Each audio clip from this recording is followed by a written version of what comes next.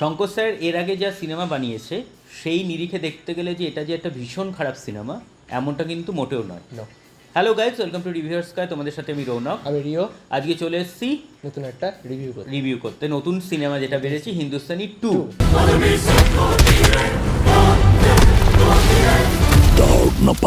আমরা একদম হল থেকে এসে এটা রিভিউ দিচ্ছি এবং সিনেমাটা আমাদের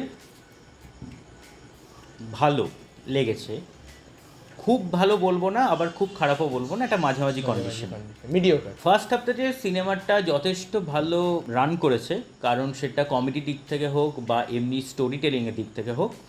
কিন্তু সেকেন্ড হাফটা থেকে আমাদের মনে হয়েছে একটু যেন ঝুলে গেছে, কারণ সেকেন্ড হাফে একটা সিকোয়েন্স আছে যেটা অনেকক্ষণ এক্সটেন্ড করা হয়েছে, মানে 3 ঘন্টা ধরে দেখার মতন কিন্তু এটা সিনেমাটা নয়, 2 ঘন্টা 30 মিনিটসে চপ করা যেতে পারে একদম। কিন্তু জানি না কেন এতটা এক্সটেন্ড করা হয়েছে, ওই সিনগুলোকে এতটা সিন না রাখলেও চলতো বলে আমাদের মনে হয়। এবার যদি আসি স্টোরির ব্যাপারটাতে, তো হিন্দুস্তানে আমরা যেটা এর আগে দেখেছিলাম তারই একটা সিকুয়েল এটা বানানো হয়েছে।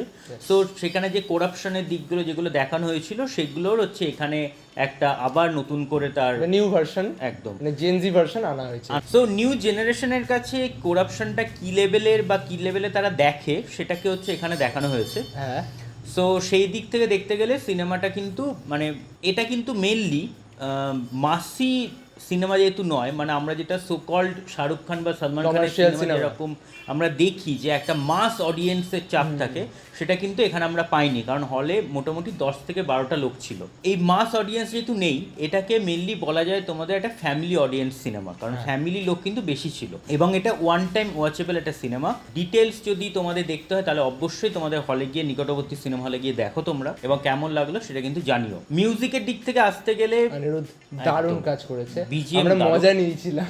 রাইট, ক্রিটিক্স হিসেবে যেও না, ফ্যামিলি বা অ্যাজ আ অডিয়েন্স হিসেবে দাও, জাস্ট মজা নাও, ভালো লাগবে আই থিঙ্ক তোমাদের, আমাদেরও লেগেছে। সো এই ছিল হচ্ছে আজকে রিভিউ ভালো লাগলে একটা লাইক করে শেয়ার করে এবং চ্যানেলটা সাবস্ক্রাইব করে দিও। কেমন লাগছে সেটা কিন্তু কমেন্টসে জানাতে ভুলো না। সো ভালো থাকবেন, সুস্থ থাকবেন এবং সিনেমা দেখবেন আমাদের চোখ দিয়ে। Thank you. কাকা হয়েছে, কাকা যাও, কাকা কাকা শুট করতে দাও কাকা।